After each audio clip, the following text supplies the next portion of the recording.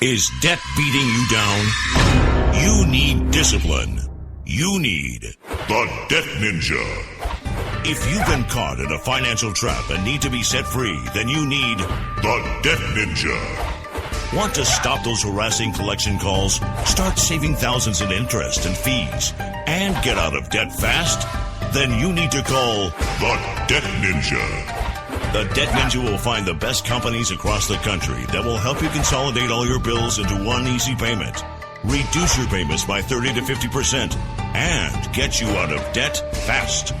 If you have unsecured debt of $10,000 or more, such as credit cards, loans, or medical bills, call the Debt Ninja for a free 15-minute consultation. Call 800-826-1246. 800-826-1246. That's 800-826-1246. Call today. The Debt Ninja.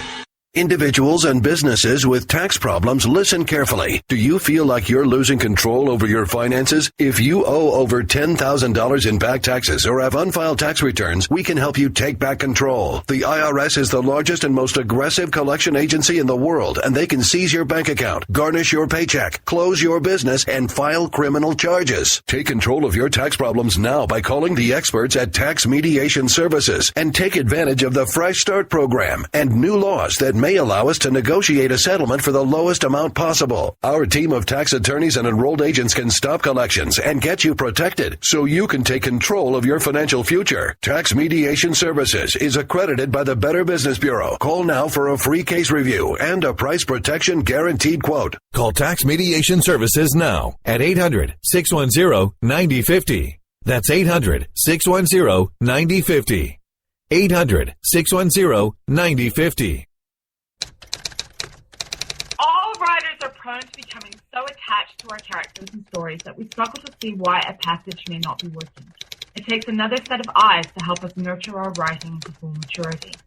At Black Wolf Editorial Services, we strive to enable writers to develop and grow, shaping stories into masterpieces that can stand the test of time.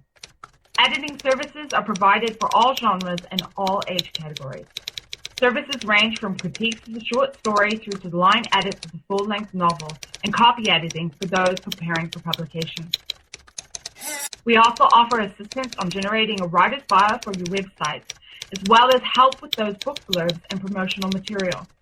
We won't abandon you to the masses. We want to celebrate with you in your successes. Black Wolf Editorial Services, nurturing your writing into maturity. For a full list of services and prices, visit us at blackwolfeditorial.com.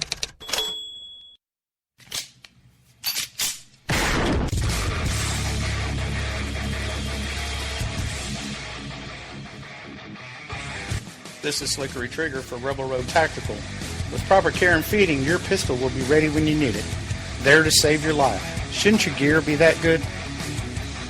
Whether you need a holster for comfortable everyday carry or a tough-as-nails holster for your next training course, Rebel Road Tactical has what you need. Check us out on the web at rebelroadtactical.com.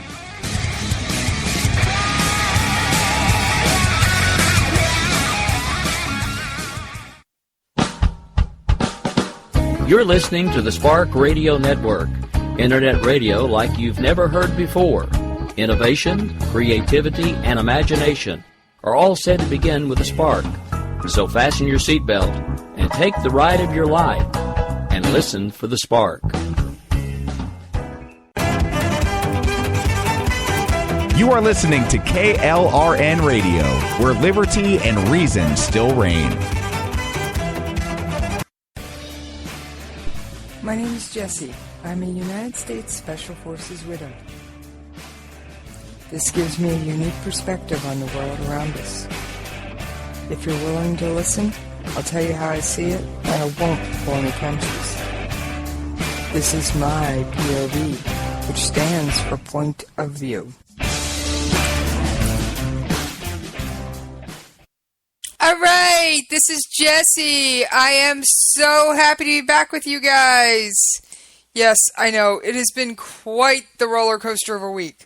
Last night was an abbreviated show. The night before was mostly about Juno and Jupiter.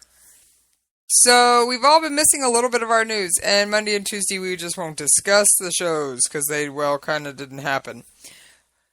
So it's been quite the roller coaster of a week for me, and I'm assuming for you. So let's all just take a deep breath and look at the week in review.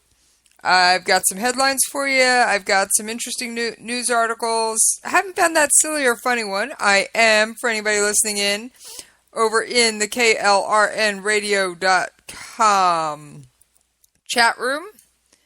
And right now I'm hanging out all alone. So come on over, join me, chat with me while I do my show. Maybe I'll even mention you on air. You never know. Love to have some company in the chat room. All right. Now, I want to explain a little bit of behind the scenes stuff and why this week in particular has been a very rocky week. One, you gotta realize, I love you guys. I really do. But sometimes this show is a labor of love. It is a volunteer job, for lack of a better term. And I do take it very seriously. However, sometimes life rears its ugly head, jumps up, gets in the way, and says, nope, I'm going to make sure you don't have time for that today. Nope, you're not doing that. Sorry. I don't care what you thought you were going to get away with. But that's just not going to happen. So, as much as I love you guys, there are times when I have to put my military friends, my military family, my husband, and my paying job ahead of you.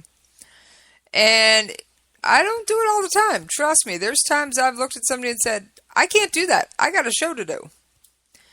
But when it's an importance when it's an extremely important issue, yeah, sorry, it does happen. But it happens. And my friends, and even Host Kitty, well, hello there, Host Kitty, do depend on me to be there for them. So, I love you guys, but there is a balance to life. Now, I got some news on Jessie's Coffee Shop. What? You didn't know I had another show? Oh yeah, I do. Now, Jessie's Coffee Shop, you won't find it on the schedule, really. It's technically a once-a-month show. But I've been sneaking off and gathering extra interviews. So you're going to hear a lot more of Jessie's Coffee Shop. What is Jessie's Coffee Shop? All right. I love my news. I love my politics. I'm a news junkie. Anybody who knows me can tell you, I'm a news junkie. First thing I do in the morning, I check the news. Second thing I do, turn on the TV. Guess what? It's a news station. I mean, I have people that come over to my house, and they'll tell you 9 out of 10 times, I got a news channel on. I don't watch soap operas.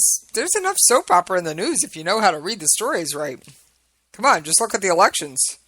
No, I'm not going to get into the whole Hillary Trump thing. Rick, you can handle that on America Off the Rails. All right. I know, I babbled and babbled and babbled. So, I'm going to go over a couple things, and then I've got a couple of audio clips for you. Ireland. Yes, Ireland is appealing the EU's decision that Apple owes $14.5 billion in tax. I thought that was interesting because Apple isn't having to fight this battle alone.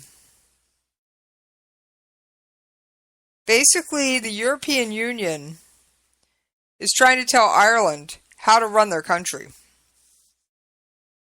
And people wonder why the UK, the United Kingdom, wanted Brexit or out of the EU. It was because they made the deal with Apple to give them a low tax rate because it was a win-win situation. Apple got another location, and it doesn't say what they were doing there. And in return, Ireland got more jobs. So that is one of those win-win situations. How can you knock it? All right. So Ireland's actually going to the EU and going, no, this is maddening.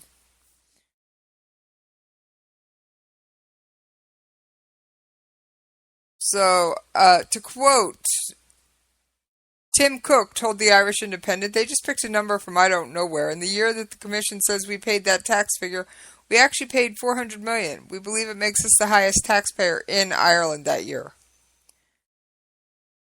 So, and Apple CEO Tim Cook on Thursday said he was very confident the ruling would be overturned on appeal, calling the decision maddening. The European Commission has concluded that Ireland granted undue tax benefits up to $13 billion to Apple. The agency said in a statement, this is illegal under European Union state aid rules. So, like I said, yeah, Apple's not alone on this one. Ireland's fighting with them. Alright. I don't normally discuss U.S. politics. You know I don't. But occasionally we have that story that creeps into my venue. And I haven't decided if I'm going to do it yet or not. But I do have a story about Vladimir Putin and the DNC hack. And he does say it was a service to the American public.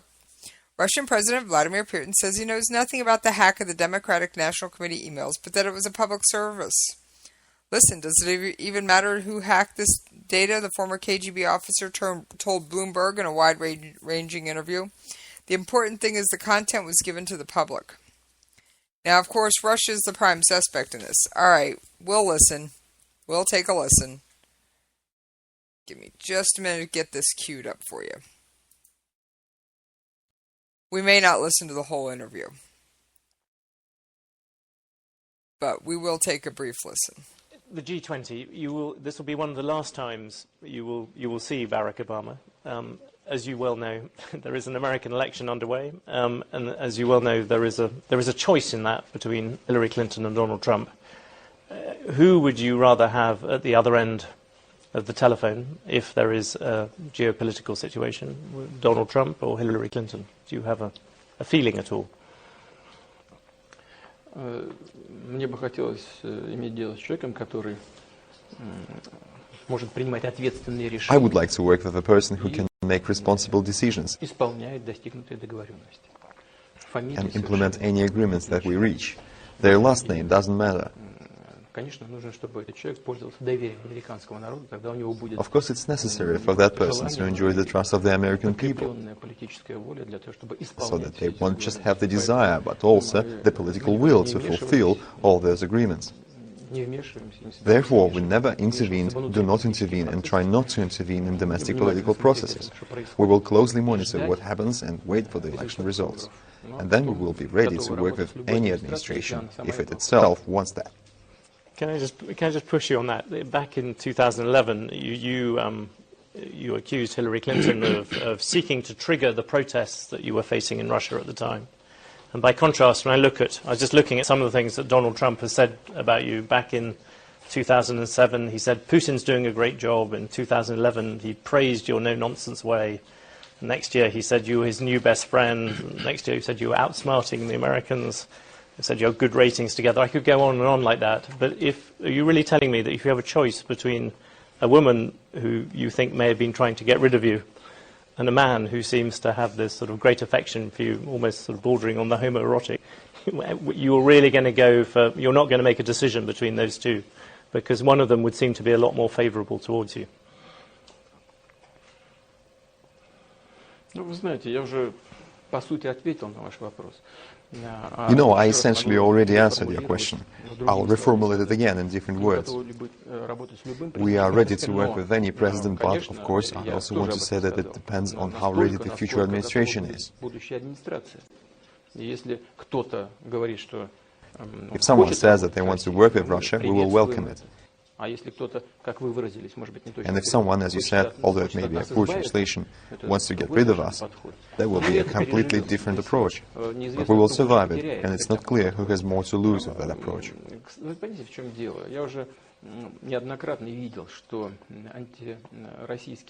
But the thing is, I have repeatedly seen the anti-Russian card played during domestic political campaigns in the States. I think that it's a very short-sighted approach. At the same time, they send us all sorts of signals from all sides that actually things are just fine. In previous administrations, that's the way it was during the campaign. We will restore everything later. You know, it seems to me that it doesn't fully meet the level of responsibility that lies on the shoulders of the US. I think that all this should be more dignified, calm and more balanced. По поводу того, что нас кто-то критикует, вы знаете, и со стороны... As for the fact that someone is criticizing us, you know, criticism is leveled at us by Mr. Trump's team as well. For example, one of the members of his team said that that Russia allegedly paid money to the Clinton family via some foundations.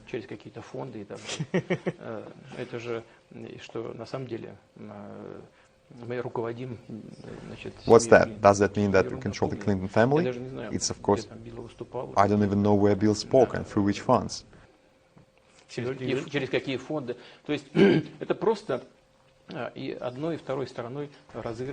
both one side and the other side are using it as a tool in domestic political struggle, and that's bad in my opinion. But obviously, when someone says that they want to work with Russia, we will welcome it, regardless of what last name that person has. Can I ask you one last question on Donald Trump? Some people say that he is too volatile to be an American president. You would be happy with him as an American president in the same way as you would be happy with Hillary Clinton in that role.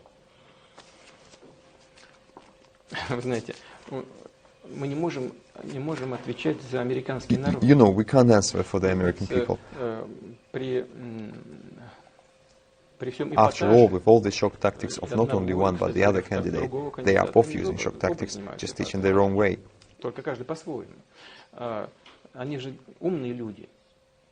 They are smart, they are very smart people. They understand which buttons you need to press a bit so that the voters of the United States understand, feel and listen to them.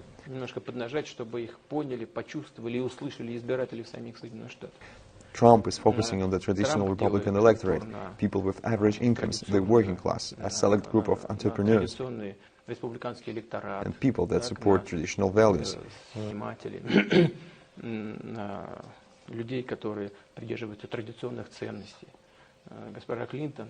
Mrs. Clinton is focusing on a different part of the electorate and is trying to influence them in her own way.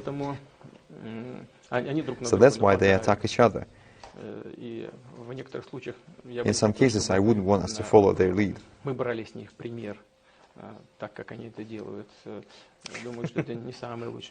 I don't think they are setting the best example. But that's the US political culture. You have to just accept it as it is. America is a great country and it has earned the right that nobody outside should interfere with it or comment on it. To answer your question for a third time, we will work with any administration, with any president who will win the support of the American people, if of course they want to cooperate with Russia.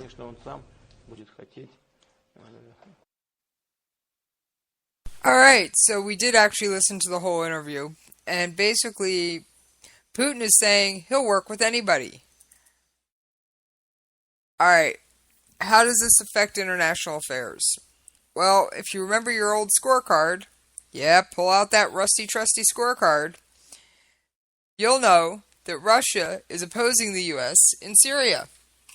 Yes, Russia is opposing the United States in Syria. Russia is backing Assad. Russia is also just sold weapons, allegedly defensive weapons, to Iran. What else have they sold? Russia is also teamed up with China. None of these people are great U.S. allies. So, do I think Putin's to be trusted? Not really. Do I think he speaks with forked tongue? Absolutely. Now, for those of you listening in, and I do have a few people tuning in, please join me in the chat room, at KLRNradio.com. You can find the link to our chat room right on the home page. I am there. I'm just hanging out, throwing the occasional emoji just to keep the chat room, keep me logged in. Love to have some company. You never know. I might mention you on air. All right. That's enough about Putin. Or as I sometimes call him, Pumpkin. Because sometimes he looks like a jack-o'-lantern with a carved-out smile.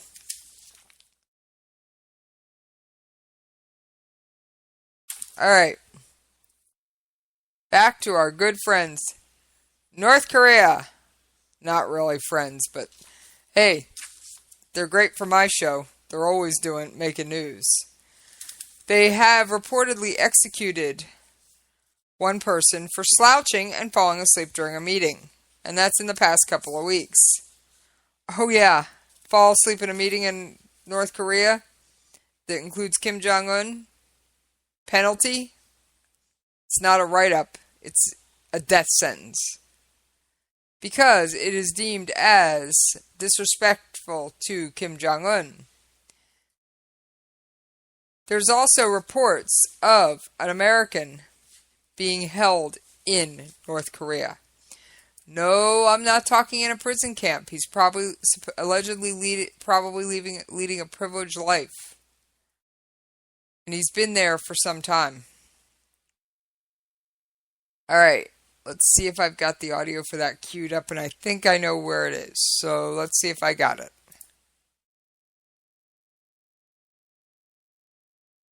It was somewhat amusing when the Sneddons read that their son David was teaching English to Kim Jong-un in North Korea. I kind of smiled at it and laughed. Really? Come on, that's not... It could be, it's kind of fun to think about. But they weren't surprised to learn he was married with children. It was something they'd been warned about by people in Japan who were familiar with North Korean abductions. If you're married and have a child, you're not going to want to leave. You'll be happy. They've been told that David is likely living a privileged life, but they're still worried about how he'll survive in this volatile foreign country. When you know that Kim Jong-un killed somebody because they fell asleep in a meeting, that's kind of scary. And that just happened 2 weeks ago. They formed a resolution asking Congress to pool their resources and take action. Get them together. Get them to pool their information and put an effort to find David and bring him home. In the meantime, the Sneddons do their best to live their lives with their 10 other children and 30 grandchildren. I feel cheated because I would have had another wonderful daughter-in-law with darling children, because David would have been a great father. He's a great father, I should say. Knowing if anyone could survive this, it would be David, their lemonade maker. David would make a lemonade out of a lemon. He will make the best of it. David will. All right, so, yes, that's a name you may not have heard. David Sneddon, or Sneeden. He was presumed dead in 2004. He may have actually been kidnapped by North Korea. He was hiking in China in Tiger Leaping Gorge in the Yunnan province. Now, his parents said they've always been skeptical of that theory because their son's body was never recovered.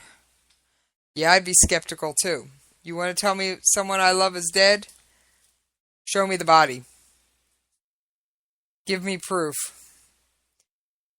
The article reports that Sneeden is believed to have a wife and 2 children and may now be working as an English teacher tutoring Kim Jong-un. Now, why would North Korea kidnap this particular American citizen, of all people? He actually knows Korean. He had spent time on a mission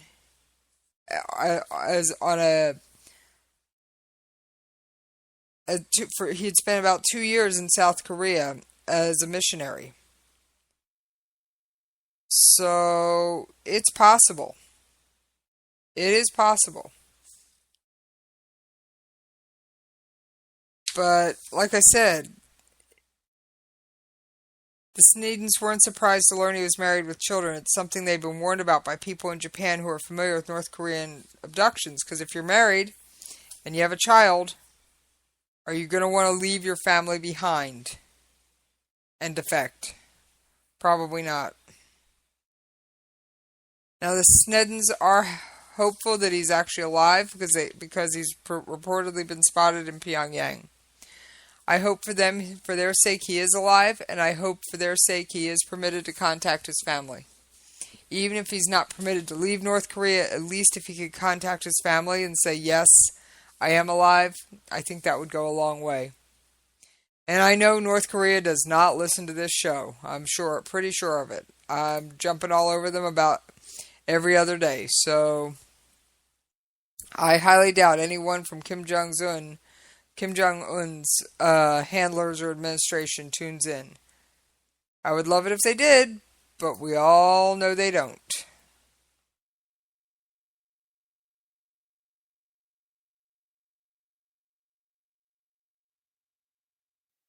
So,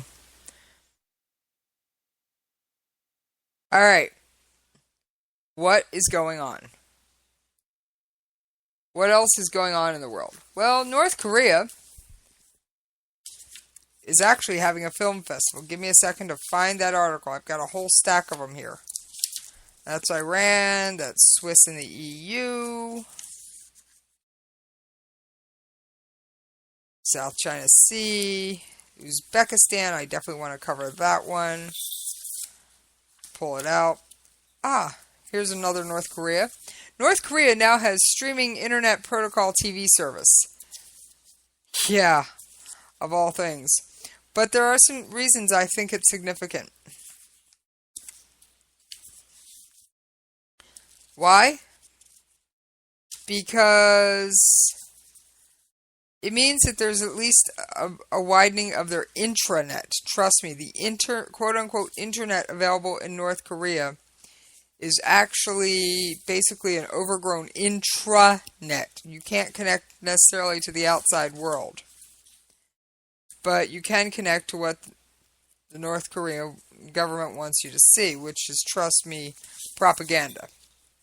So it does indicate that technology is growing in North Korea. The other thing it does, alright, let's take a look at the article about the new DPRK's new streaming service. Demonstrates technological advancement for the country as it's run off North Korea's intranet and could become an indicator of intranet accessibility in North Korean households, meaning more people have it. It is said to be the product of Mangbang IT company and would not look out of place alongside TVs in many countries.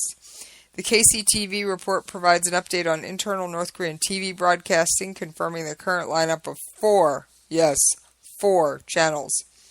It also hints at the wide availability of digital TV, which was referenced in passing in a 2013 report, as having started in 2012, but details have never been truly provided. It's unclear if the Mangbang service includes live streams of TV channels or if they're received over the air. The antenna box more looks like a Wi-Fi antenna rather than one for television, but could be used to give the TV a strong enough signal. The set-top box hooks up the television screen to a high-capacity data connection for other services. Now, do I think your average farmer out in the country has this service? No. Do I know why this service was started? No.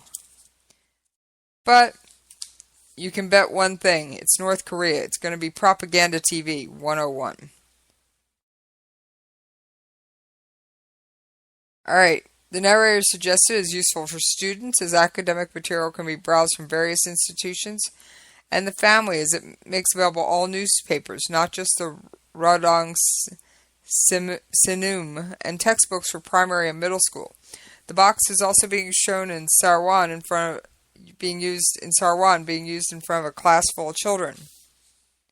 The Mangbang service was noted on a chart of domestic websites captured by photographer Aram Pan during a visit to an e-library in Rason. The service listed alongside its IP address was described as a site for Korean Central Television. It seems to indicate the Mangbang service is accessible via computer. The set-top box is providing a simple way for TV viewers to gain access to the service. The launch of an IPTV service puts North Korea's TV broadcasting system closer to that of other more developed countries. How many apartment buildings and houses in North Korea have it? Who knows? Control and monitoring? Yeah, they probably monitor what you watch. Come on, we know North Korea monitors almost everything. So why wouldn't they monitor this? Alright. Couple more North Korean stories. Everyone screamed during the sex scene backstage at North Korea's film festival. Well, hello, host kitty Diana. Maybe Diana, host kitty, can paw on for right now? Yes, I have a host kitty trying to join me. I have 2 host kitties, by the way. There is no red carpet at the Pyongyang International Film Festival. In 2014, when Hong Young-hee, the star of the 1972 North Korean classic The Flower Girl, walked into the capital's International Cinema Hall, she walked on the concrete like everyone else. The Democratic People's Republic of Korea doesn't build hype around their film stars. There isn't that culture over there, said Mickey Modadine, creative projects manager of the Koro Tours. It's a quite odd festival compared with the others, she said. PIFF, with its 15th edition opening on September 16th, is not your typical smorgasbord of industry schmooze. Networking is scarce in a country where foreigners are supervised by personal guides. Yes, I said supervised personal guides. And trust me, that is 24/7. With 3 screenings a day in 7 theaters across Pyongyang, the majority of the films are foreign titles for a local audience. North Korean filmgoers are so excited when the theater doors crack, they literally run for seats. Some are left standing in the aisles, some sit on the floor, and many seats have 2 people squeezed into them. It really is the only opportunity to see international films, says Moedine. People bring in street food or popcorn, which was introduced in 2014.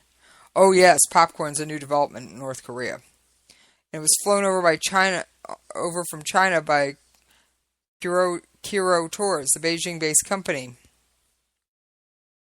A film festival in the Hermit Kingdom has its restrictions, especially given the North Korean human rights record. Come on. North Korea could make itself into a horror movie. Come on, let's go there for a minute. North Korea is a horror movie, but that's beside the point. The lineup for the film festival is never announced. We usually don't know the program until we get there. Past screenings have included Bollywood films,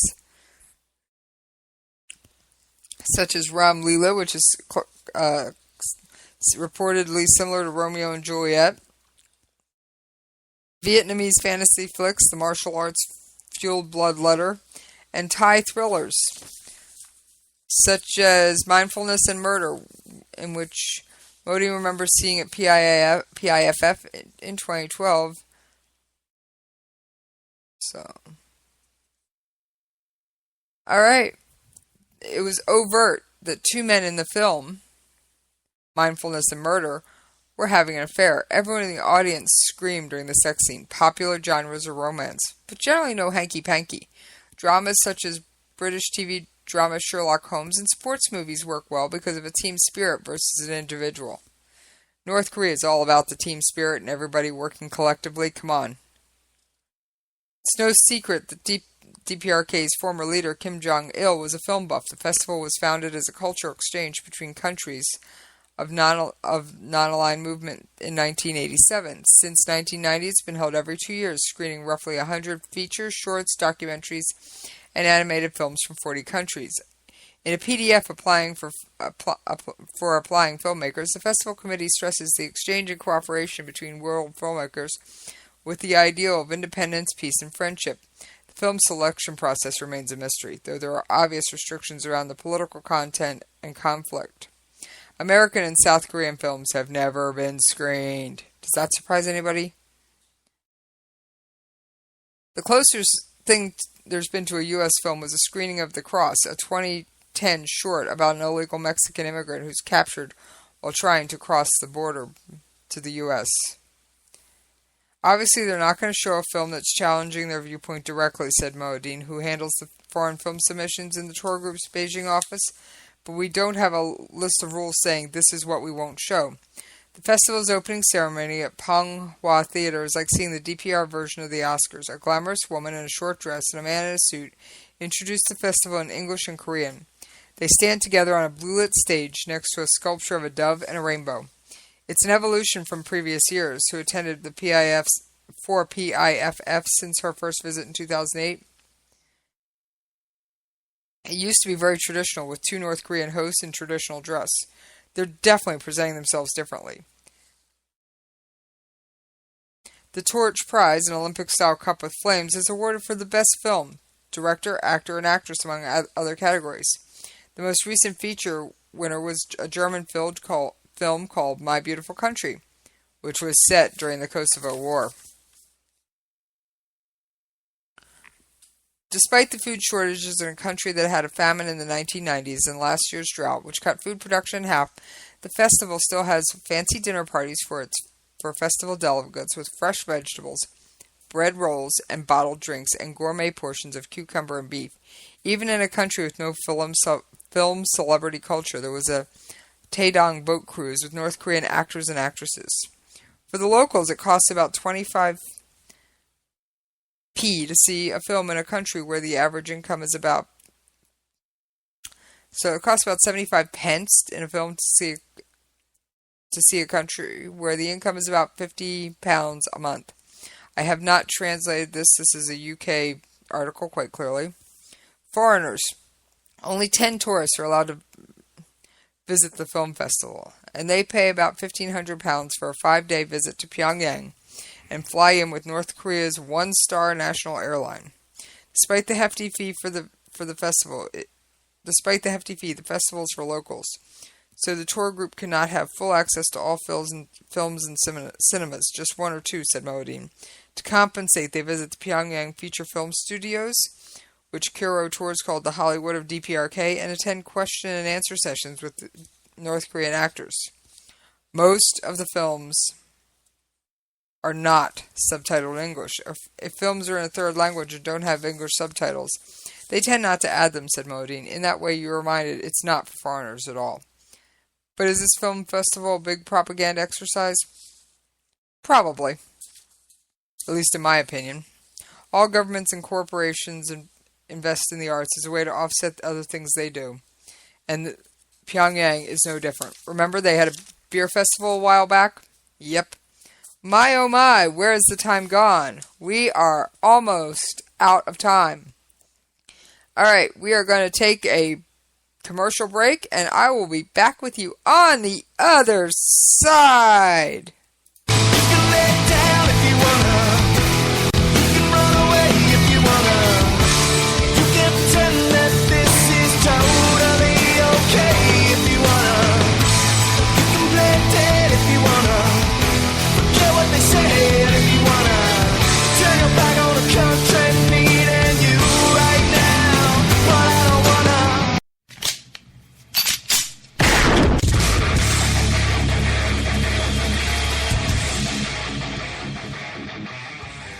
This is Slickery Trigger for Rebel Road Tactical. With proper care and feeding, your pistol will be ready when you need it. There to save your life. Shouldn't your gear be that good?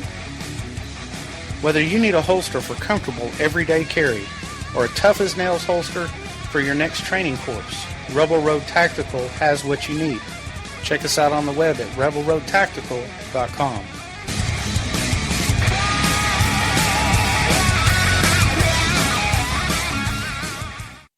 Tired of paying outrageous prices for Viagra? Well, we have great news for you. Now you can finally get Viagra at huge discounts. Healthy Man allows you to save up to $500 on Viagra. Why pay U.S. pharmacy prices of $15 per pill or more when you can get Viagra for less than $3 a pill? Call today and get 40 Viagra pills for only $99. This can cost as much as $600 at your local pharmacy. You can't afford not to call us. If you want Viagra at the lowest prices, never pay $15 $3 a pill pharmacy prices again. Get Viagra for less than $3 a pill. Call 1-800-516-7602 today and save up to $500 and get 40 pills for just $99. Healthy Man is fast, easy, and affordable. Operators are waiting at 1-800-516-7602 to take your call right now. Call 1-800-516-7602. That's 1-800-516-7602. Again, 1-800-516-7602. All writers are prone to becoming so attached to our characters and stories that we struggle to see why a passage may not be working. It takes another set of eyes to help us nurture our writing into full maturity. At Black Wolf Editorial Services, we strive to enable writers to develop and grow, shaping stories into masterpieces that can stand the test of time. Editing services are provided for all genres and all age categories. Services range from critiques of the short story through to the line edits of the full-length novel and copy editing for those preparing for publication. We also offer assistance on generating a writer's bio for your website, as well as help with those book blurbs and promotional material. We won't abandon you to the masses. We want to celebrate with you in your successes. Black Wolf Editorial Services, nurturing your writing into maturity. For a full list of services and prices, visit us at blackwolfeditorial.com. If you want to work until you keel over, have less of everything in retirement, or give back more of your hard-earned money to the stock market again, then just ignore me. But if you'd like to protect the money you save, receive a steady, predictable retirement income, and enjoy financial security for as long as you live, then listen to this. You can download a free report that reveals the wealth-building secrets Wall Street and the banks don't want you to know. You'll learn how you can get guaranteed growth, safety, and real prosperity without risking your money in the Wall Street casino, and how to get the money you need when you need it, simply by asking for it. This is the best way to have a 100% secure retirement and know your money will last as long as you do. To learn more about this method and to get your free report, go to 29security.com. That's the number 29security.com. 29security.com. Go to 29security.com. Down if you wanna, you can run away if you wanna. You can pretend that this is totally okay if you wanna. You can play dead if you wanna. Forget what they say if you wanna. Turn your back on the country needing you right now, but I don't wanna. All right. Thank you for hanging in there with me over that commercial break. All right. I've got a Labor Day story, given that Monday is Labor Day. Now, I'm going to do something else on Labor Day as a whole, but I thought this was interesting, especially since we've been discussing North Korea. A Korean war vet plans a Labor Day ceremony. Wait a minute. Did he miss the mark? Isn't Memorial Day about that kind of thing? Wait.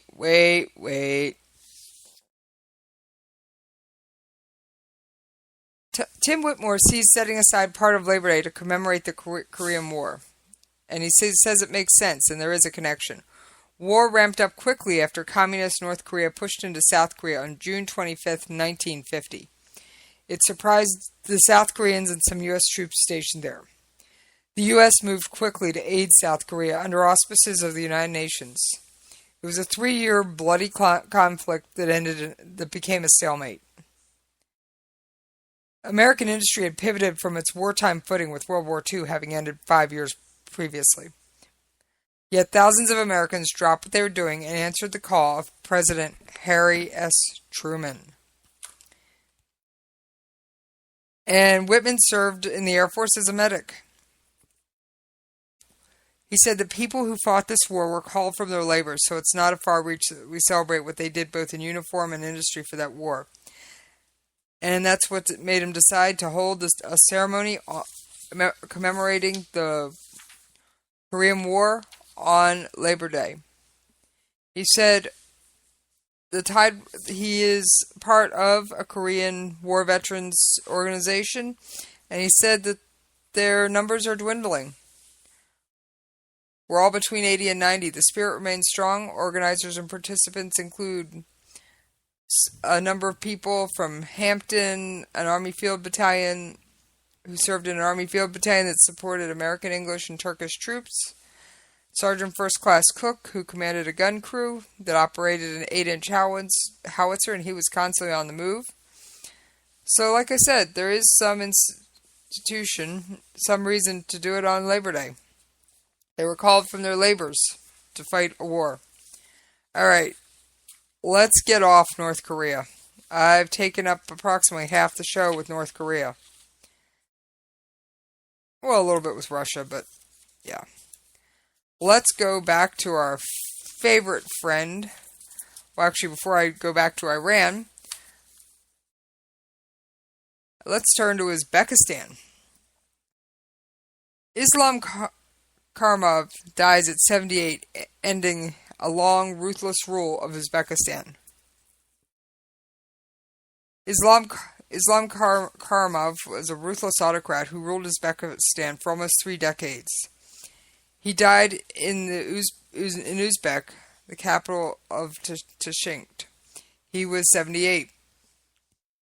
The announcement came after a long, strange interlude during which Uzbekistan officials refrained from commenting on the death, even while leaders of Turkey and Georgia expressed condolences. Mosque leaders were barred from offering prayers for the president's health, and funeral arrangements were being made very publicly. Oh yeah, so they basically tried to hide the fact their leader was dead for a couple of days, but a respected opposition website posted pictures of cemetery workers in Sandemark, the president's hometown, digging a fresh grave in a prominent location. The most likely reason for the official silence that government officials had been unable to decide on the succession and didn't want to announce Mr. Karimov dead until they could also say who would replace him, at least temporarily. The official statement said Prime Minister, I'm going to butcher the name, but bear with me, Shavkat Mizroov, who is widely deemed to be the president's most likely successor, would lead the funeral on Saturday, and then Mr. Karimov would be buried in Samarkand in accordance with Muslim rites. Yes, Mr. Karimov was Muslim. Long in poor health, Karimov had a stroke on August 27th, ending what was described as one of the most brutal reigns to emerge from the collapse of the Soviet Union, exemplified by his continued use of forced labor for Uzbekistan's annual cotton harvest. The circumstances of his death remain murky. So, the first hint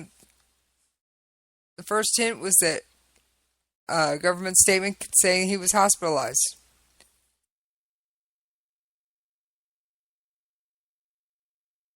But it gave no other details. But in a Facebook post, his younger daughter, Lola Karimov Taileva, ambassador to UNESCO in Paris, said he had a brain hemorrhage. On Friday, she posted a blank picture on Instagram saying he left us. I'm trying to choose words, and I don't believe it myself. Rumors that Karimov had died circulated throughout the week. Suspicion was that the state was withholding official news while officials addressed the issue of who would succeed him. Alright. Why is this important? Power in Uzbekistan is concentrated in the hands of the National Security Service, modeled on the KGB. Oh yeah, I just said KGB. That's a throwback acronym. And it was basically the secret police of what was the Union of Soviet Socialist Republics, or the USSR. Don't worry, it's still alive. It's just been renamed. Alright. In a police state where the power belongs to the security services, the special services will not allow for any alternative on the succession. So they're basically going to handpick the next ruler.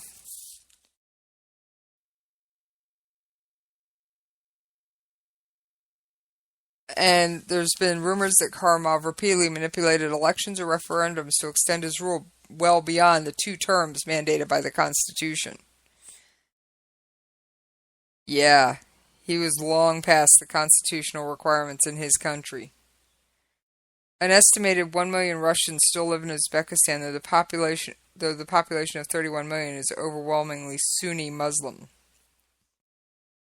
Mr. Karimov, who crushed an Islamic insurgency after surviving an assassination attempt, by Islamic militants in 1999, was considered a bulwark against the spread of any jihadist threat in the region. In 1999, Mr. Karimov made his position towards radical Islam abundantly clear. I'm prepared to rip the heads off 200 people to sacrifice their lives in order to save the peace and calm in the Republic, he told reporters. If my child chose such a path, I myself would rip off his head. He went on to prove it, massacring hundreds of anti-government demonstrators in the town of Andijan in the center of an ethnic and social economic tension in the fertile Fergana Valley. Uzbekistan had sanctions imposed on them by both Europe and the United States, and there are several human rights issues. Some of them are alleged to be trumped up, some of them are supposedly real. If Mr. Karimov was a grey reclusive figure, his older daughter, once presumed heir, was anything but. Ms. Karimov, pursuing simultaneous careers in business, diplomacy, music, and fashion, partied with rock stars and fashion designers around the globe. Yet, from the outset, her revealing clothes made her an unlikely leader in a conservative Muslim society.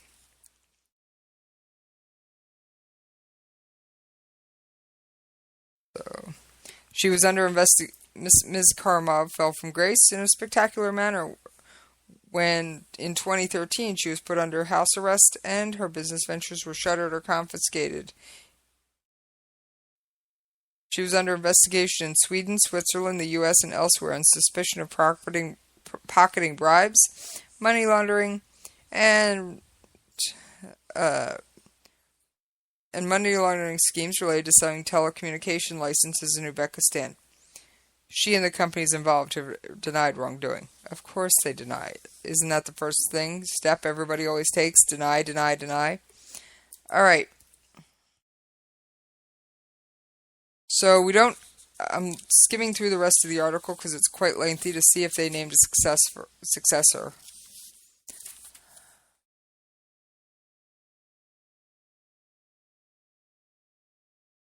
Alright.